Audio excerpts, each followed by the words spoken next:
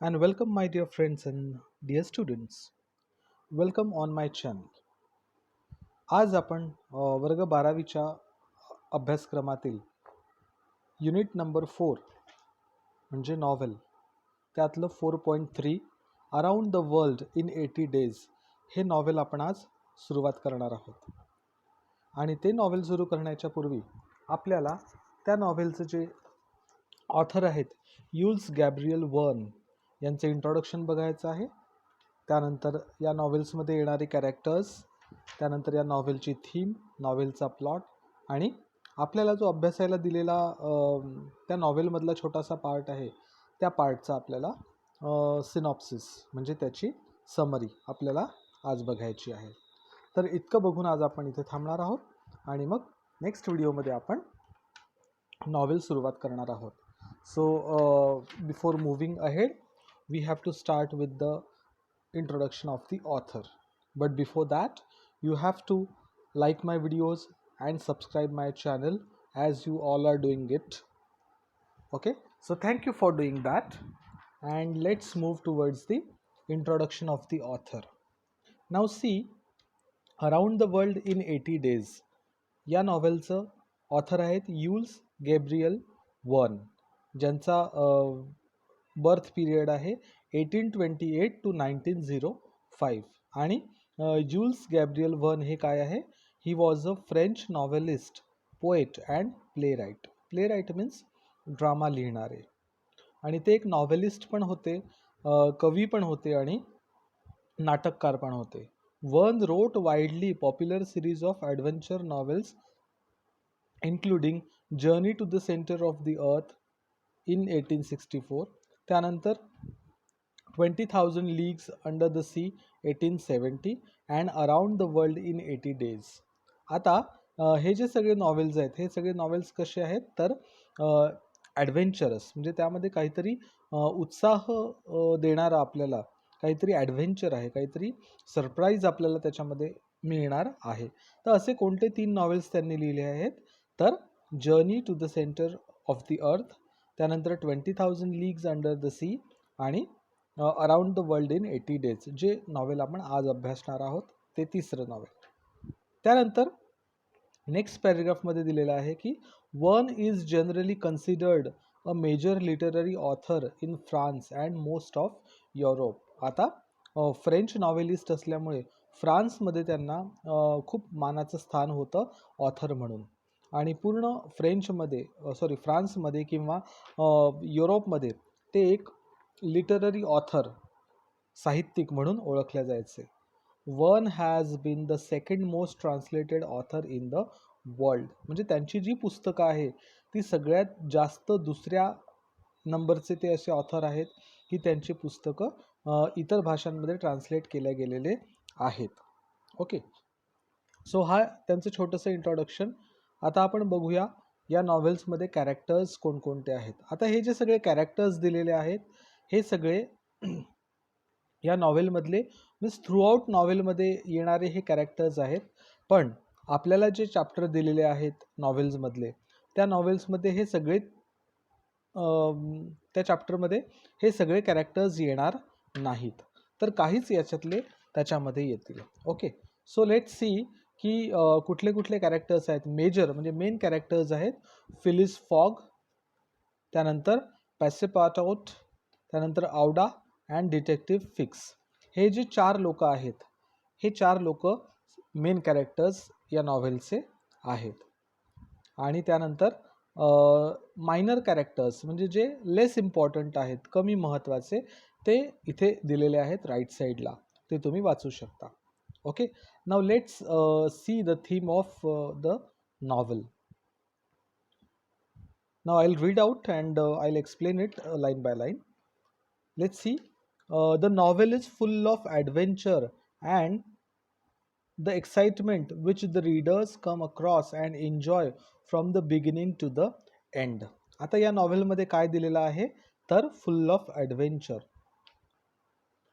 म्हणजे अशा काही गोष्टी दिल्या आहे की ज्यामुळे जे रीडर्स आहेत त्यांचं एक्साइटमेंट वाढेल, त्यांचा उत्साह वाढेल हे नॉव्हेल वाचत असताना.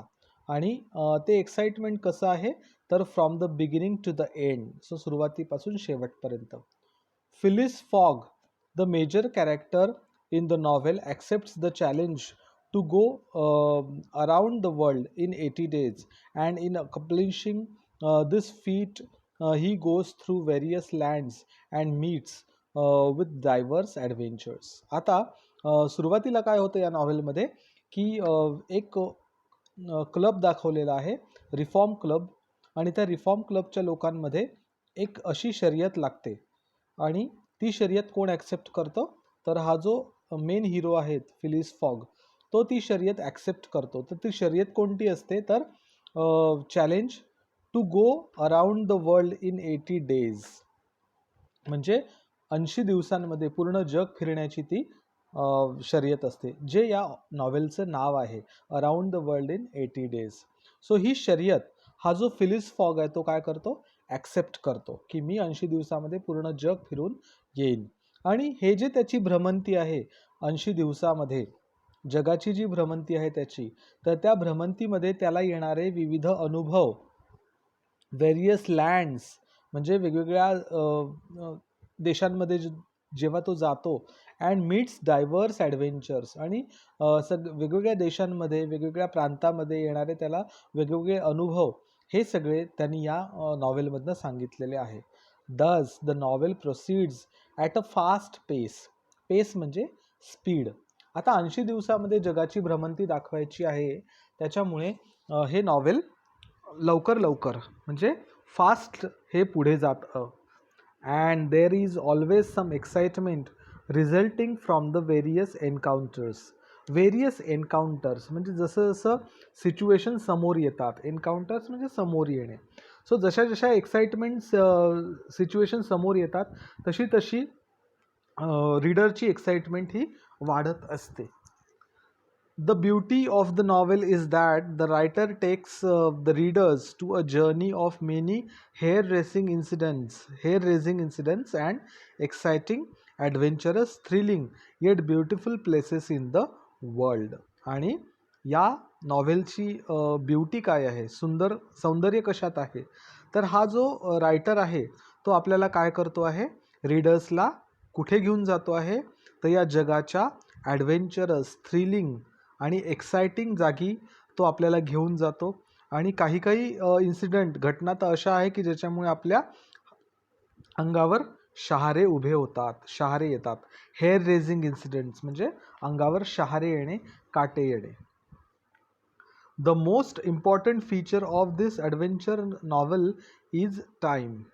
आता टाईम का म्हटलं यांनी, कारण 80 दिवसामध्ये त्याला ते पूर्ण नॉव्हेल दाखवायचं आहे, त्याच्यामुळे टाईम हा जो फॅक्टर आहे किंवा फीचर आहे या नॉव्हेलचा, तो सगळ्यात महत्त्वाचा फीचर आहे. कारण it illustrates repeatedly that time is fickle.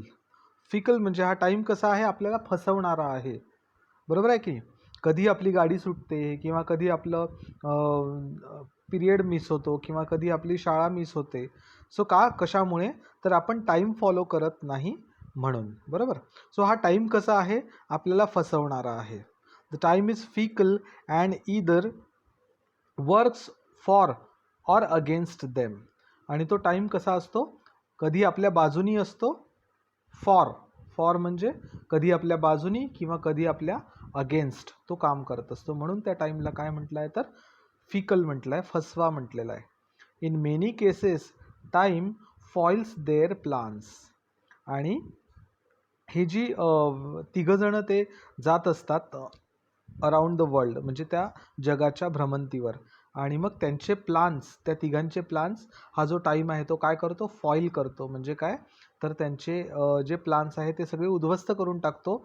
वेळेमुळे ते सगळे प्लान्स त्यांचे उद्ध्वस्त होतात. कारण जर आपण योग्य वेळी योग्य टाईम टेबल फॉलो केला नाही, तर आपल्या पुढच्या ज्या घटना असतात त्या थोड्या डिले होतात. So when the delays build up and ships and trains leave without them, that sometimes land the characters in trouble. मग आता या जगाची भ्रमंती करत असताना काय होतं की जो डिले होतो म्हणजे वेळ होतो. सो त्या वेळेमुळे काय होतं, तर त्यांचे जे काही शिप्स आहे किंवा ट्रेन्स आहे तर ते शिप आणि ट्रेन मिस होतात आणि मिस झाल्यामुळे काय होतं, ते जे मेन कॅरेक्टर्स आहेत ते कुठे येतात, कॅरेक्टर्स इन ट्रबल, म्हणजे ते संकटात सापडतात. कारण आता तुमची इथून ट्रेन सुटली तर पुढची ट्रेन तुम्हाला मिळणं कठीण जातं. त्याच्यामुळे पुढची जी आपली जर्नी आहे त्याला उशीर होत जातो आणि मग 80 दिवसामध्ये आपण ते कंप्लीट करू की नाही जगाची भ्रमंती, हे सांगणं थोडंसं कठीण आहे. त्याच्यामुळे या नॉव्हेलमध्ये टाईम हा सगळ्यात जास्त महत्त्वाचा आहे. In the end Fogg wins the bet as he gained a day when crossing the international date line. आणि एक दिवस काय होतं मग, in the end Fogg wins the bet. Bet म्हणजे जी शर्यत लावलेली असते, तो ती शर्यत हा फॉग जिंकतो. कसा जिंकतो? As he gained a day when crossing the international date line. आणि त्यांनी जो ठरवलेला दिवस असतो तो त्या दिवशीच बरोबर परत पोचतो, 80 दिवस पूर्ण जगाचं जग फिरून. The ultimate message is that no one can control time. Time will work the way it wants to work and humans are at its mercy. आता फॉगनी काय सिद्ध केलेलं आहे की टाईम हा काय आहे, कोणाच्या कंट्रोलमध्ये नाही आहे. कोणी त्याला कंट्रोल करू शकत नाही त्या वेळेला. तर त्या वेळेसोबत आपल्याला चालावं लागणार आहे आणि जर आपण वेळेसोबत चाललो तरच आपलं जे काम आहे ते योग्य वेळेत होऊ शकेल. आणि माझं ते झालेलं आहे. मी 80 दिवसांमध्ये जगाची भ्रमंती केली आहे. ती कशामुळे? तर वेळ पाळल्यामुळे. Time will work the way it wants. म्हणजे वेळ जी आहे ती कशाप्रमाणे चालते, तर ती त्याच्याच स्वतःप्रमाणे ती चालते वेळ. ती आपल्याप्रमाणे चालत नाही. And humans are at its mercy. आणि हे आपण जे मानव आहोत ते मानव कोण आहोत, तर त्या वेळेला बळी पडलेले आपण लोक आहोत. ती वेळ आपल्याला फॉलो करावं लागणार आहे. वेळ आपल्या हातात राहणार नाही. Before his journey around the world fog lived a solitary life. आता भ्रमंती सुरू करण्याच्या आधी तो कसा होता फॉग, तर तो काय कशी आयुष्य जगत होता, तर अ सॉलिटरी लाईफ म्हणजे एकांत जीवन तो जगत होता. He closed himself off to others. म्हणजे त्यांनी स्वतःला दुसऱ्यांपासून दूर ठेवलं होतं, इतरांपासून लांब ठेवलं होतं. And cared little about the way he was perceived by other people. And cared little about. Cared little म्हणजे तो खूप कमी काळजी घेत होता. About the way he was perceived by other people म्हणजे बाकी लोक जसं काळजी घेत होते तसं तो स्वतःची काळजी घेत नव्हता. By the end of the trip though he recognises the importance of human connections. आणि 80 दिवस तो जग फिरल्यानंतर त्याला काय कळलं, तर महत्त्वाचं काय आहे, इम्पॉर्टन्स ऑफ ह्युमन कनेक्शन्स. म्हणजे माणसाचं माणसाशी असलेलं नातं हे किती महत्त्वाचं आहे हे त्याला कळलं. कारण तो आधी लोकांची किंमत करत नव्हता, तो लोकांपासून लांब राहत होता. पण जेव्हा तो 80 दिवस जग फिरला तेव्हा त्याला कळलं की माणूस हा माणसाच्या कसा कामी येतो. Both in the form of love with Aouda and friendship and loyalty with Passepartout. Okay, so आता त्याच्यासोबत हे दोघं जण होते. कोण? फॉर्म ऑफ लव्ह म्हणजे प्रियसी म्हणून कोण होती, तर आवडा. आणि फ्रेंडशिप, फ्रेंड म्हणून कोण होता, तर पॅसेपार्ट आउट. हे दोघं जण त्याच्यासोबत 80 दिवस होते. Above all this new understanding and appreciation is the greatest thing he has gained from the trip. आणि या ट्रिपपासून त्याला काय मिळालं, तर दिस न्यू अंडरस्टँडिंग म्हणजे लोक आपल्या कसे कामी येऊ शकतात, ही अंडरस्टँडिंग त्याला या ट्रिपमधून कळली. And appreciation is the greatest thing he has gained from this trip. Though he has the opportunity to double his fortune, Fogg's motivation to embark on such a crazy adventure has a little to do with the money. आणि या ट्रिपपासून त्याला आणखी काय कळलं, तर पैशाला तेवढी किंमत नाही आहे जेवढी माणसांना किंमत आहे. सो हे त्याला या ॲडव्हेंचरवरनं कळलं. Instead, he wants to preserve his honor and prove his worth to the men of the Reform Club to show that he can do what he sets out to do. म्हणजे reform क्लबच्या मेंबरशी जी त्यांनी बेट लावली होती 80 दिवसामध्ये जग फिरून याची, तर त्या लोकांसमोर तो काय दाखवायचं होतं त्याला? He wants to preserve his honour and prove his worth to the men. म्हणजे त्याला हे दाखवायचं होतं की पैशापेक्षा ऑनर हा महत्त्वाचा आहे आणि माणसंही जास्त महत्त्वाची आहे पैशापेक्षा. Fog spends nearly all of his money along the way. म्हणजे त्याच्याजवळ जेवढाही पैसा होता तो त्यांनी पूर्ण त्या 80 दिवसात खर्च करून टाकला. Showing that riches are not what he is truly out for. म्हणजे की फॉग जेव्हा 80 दिवसाच्या टूरवर निघाला तेव्हा त्याला असं वाटत होतं की पैसा म्हणजे सर्व काही आहे.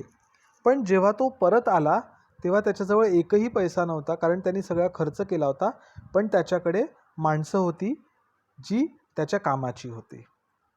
म्हणून आता नेक्स्ट काय म्हणतो तो की for Phileas Fogg honour is more important than money. आणि म्हणून आता फिलिस फॉगला असं वाटतं की ऑनर, तुमचा रिस्पेक्ट, तुमचा आदर, सन्मान हा जास्त महत्त्वाचा आहे कशापेक्षा? पैशापेक्षा.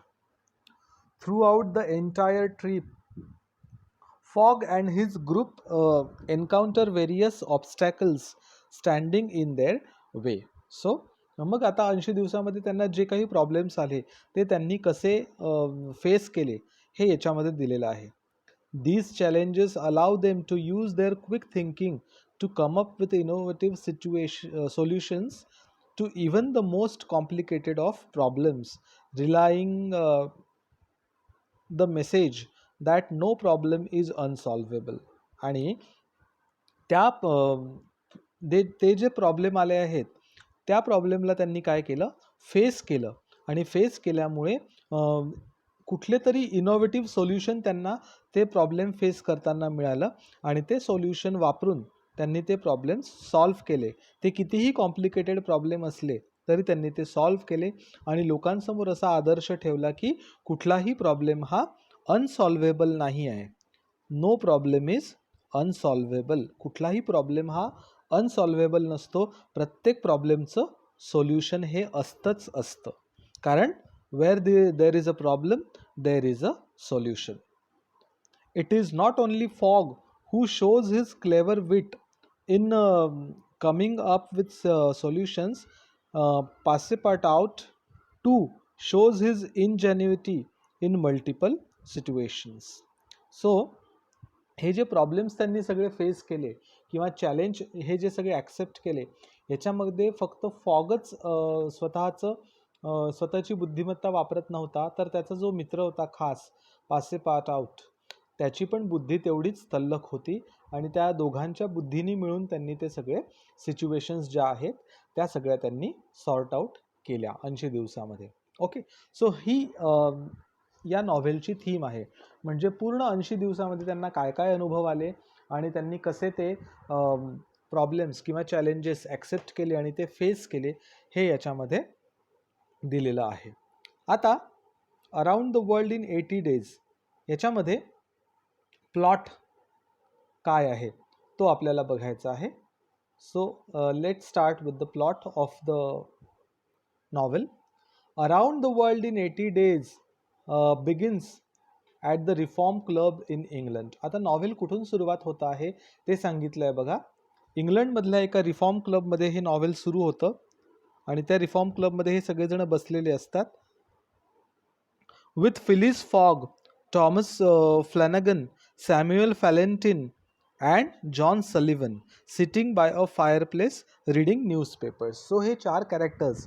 आता याच्यामधला फिलिस फॉग जो आहे हा मेन कॅरेक्टर आहे आणि बाकीचे जे तिघंजणं आहेत टॉमस, सॅम्युएल आणि जॉन हे तिघंजणं मायनर कॅरेक्टर्स आहेत. सो हे त्या रिफॉर्म क्लबमध्ये बसून असतात फायरप्लेसच्या जवळ, म्हणजे शेकोटीच्या जवळ, आणि ते पेपर वाचत असतात. We are introduced to Fogg, a very precise man who regularly goes to the reform club every evening. आता फॉग हा कसा आहे हे आपल्याला त्यांनी ओळख करून दिली आहे फॉगची, की तो कसा आहे? अ व्हेरी प्रिसाइज मॅन, म्हणजे खूप शॉर्ट किंवा कमी बोलणारा म्हणू आपण त्याला, आणि कमी लोकांमध्ये राहणारा असा तो प्रिसाईज मॅन असतो, पण तरीही तो रेग्युलरली रिफॉर्म क्लबमध्ये जातो दर संध्याकाळी. At the Reform Club, Fogg, Flanagan, Fallentin and Sullivan are talking about a recent bank robbery. मग इंग्लंडमध्ये झालेल्या एका बँक दरोड्याविषयी ते बोलत असतात, कारण पेपर वाचता वाचता त्यांच्या वाचण्यामध्ये त्या बँकेत झालेल्या चोरीबद्दल उल्लेख असतो, तर त्याच्याबद्दल ते बोलत असतात. This conversation leads to a wager. So this conversation leads to a wager. आता ह्या कॉन्व्हर्सेशनमधून त्यांना काय कळतं, तर एका बेट किंवा एक काय म्हणतो आपण त्याला, शर्यतीकडे ते एक येतात.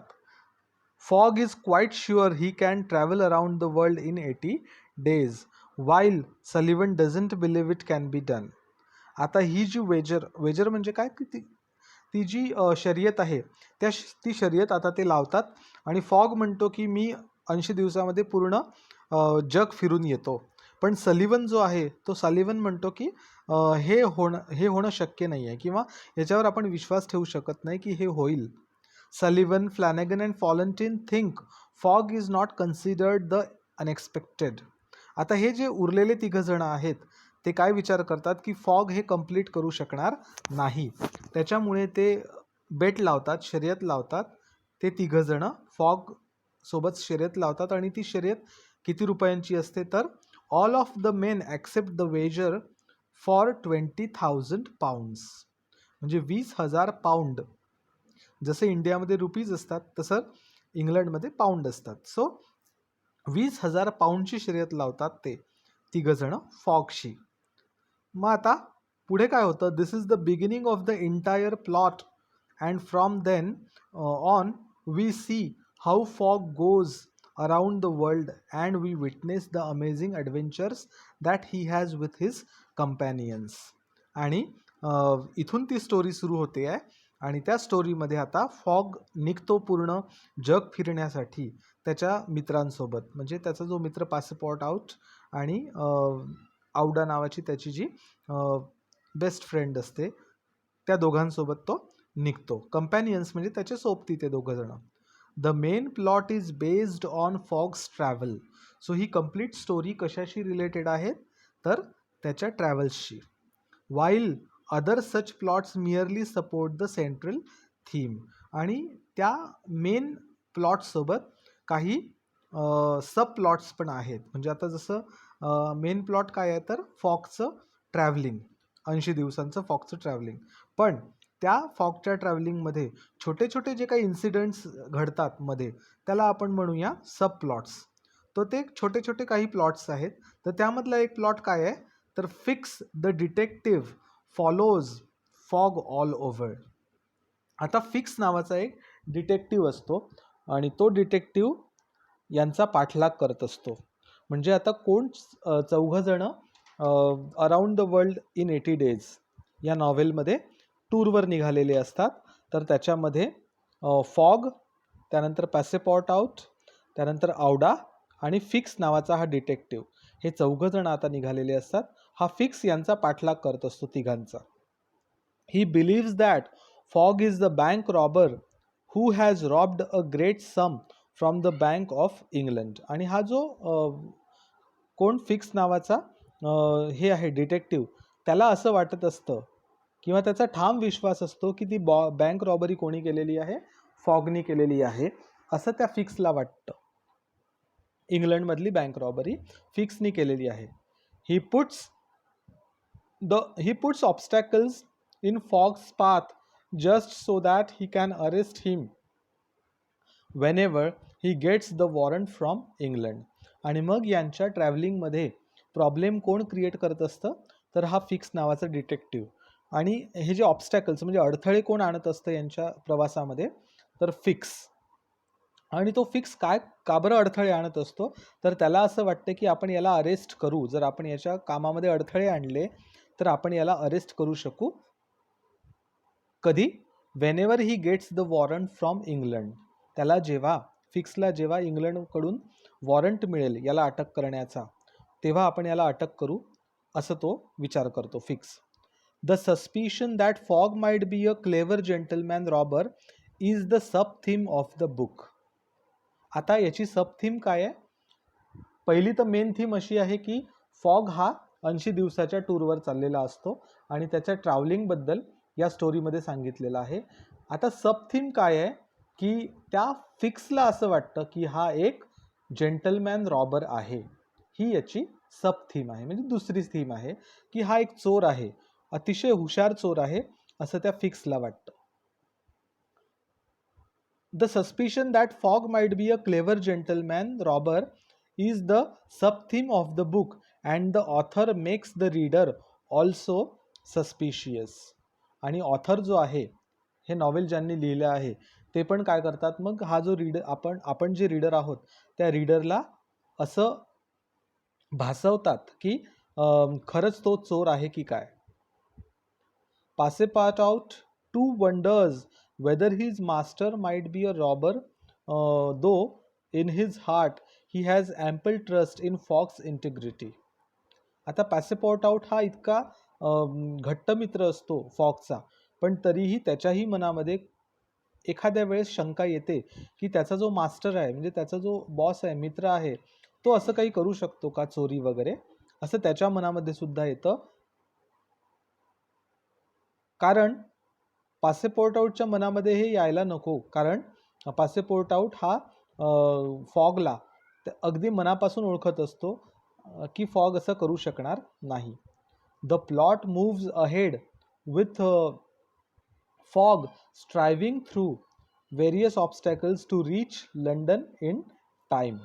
आणि आता त्यांची जी लंडनला पोहोचण्याची शर्यत आहे, तर त्या शर्यत पूर्ण करण्यासाठी फॉग हा काय करत असतो, स्ट्रायव्हिंग म्हणजे स्ट्रगल करत असतो की मला वेळेच्या आत पोहोचायचं आहे. He goes through Brindisi, Suez, Bombay, नाव मुंबई, कॅलकटा, हाँगकाँग, Yokohama, San Francisco, New York and finally Liverpool म्हणजे लंडन. सो ह्या सगळ्या या देशातून त्याला जायचं आहे कुठे, लिव्हरपूल, लंडनपर्यंत. Fix arrests Fogg at Liverpool and this delays Fogg a bit. आता फिक्स हा जो आहे तो काय करतो, लिव्हरपूलला फॉगला अरेस्ट करतो, आणि अरेस्ट केल्यामुळे काय होतं की त्याला थोडा उशीर होतो. 80 दिवसाचा त्याची बेट पूर्ण करण्यासाठी त्याला थोडा उशीर होतो. He thinks that he has missed the deadline. कोण? फॉगला असं वाटतं की आपण आपली डेडलाईन मिस केलेली आहे, and hasn't reach London in time. त्याला असं वाटतं की आपण 80 दिवसामध्ये पोहोचू शकलो नाही लंडनला, असं वाटतं. When in reality he reached a full day earlier. आणि जेव्हा त्याला कळतं की आपण पोचलो आहे कधी, एक अख्खा दिवस आधी, म्हणजे 24 तास, पूर्ण 24 तास आधी आपण पोचलेलो आहे, म्हणजे 79 दिवसातच त्यांनी काय केलेलं आहे, त्याची बेट पूर्ण केलेली आहे. Thus, Fogg wins the wager, and in the course of his travels finds himself a worthy, charming, beautiful wife too. आणि ही बेट तर त्यांनी कंप्लीट केलेलीच आहे फॉगनी, कोणती, 80 दिवसामध्ये पूर्ण जग फिरण्याची. पण ही करत असतानाच त्याला कोण सापडलं, तर फाइंड्स हिमसेल्फ, त्यांनी स्वतःसाठी कोण शोधली, तर charming and beautiful wife. Charming and beautiful wife, तर ती कोण, तर मे बी आवडा. आपण ते स्टोरीमध्ये बघणार आहोत की ती वाईफ म्हणजे कोण. ओके, सो आता इथपर्यंत आपण बघितलेलं आहे. नॉव्हेलची थीम काय आहे ती बघितली, आणि नॉव्हेलचा प्लॉट काय आहे तो बघितला. आता नेक्स्ट हा जो आपल्याला एक्स्ट्रॅक्ट दिलेला आहे, around the world in 80 डेजचे 3 chapters आपल्याला दिलेले आहेत फक्त. सो त्या 3 चॅप्टर्सची समरी काय आहेत ते आपण उद्याच्या लेक्चरमध्ये बघणार आहोत. Till then, have a great day ahead and good bye. Thank you for watching my videos very patiently, listening to my videos very patiently. Thank you and have a nice day ahead. Goodbye.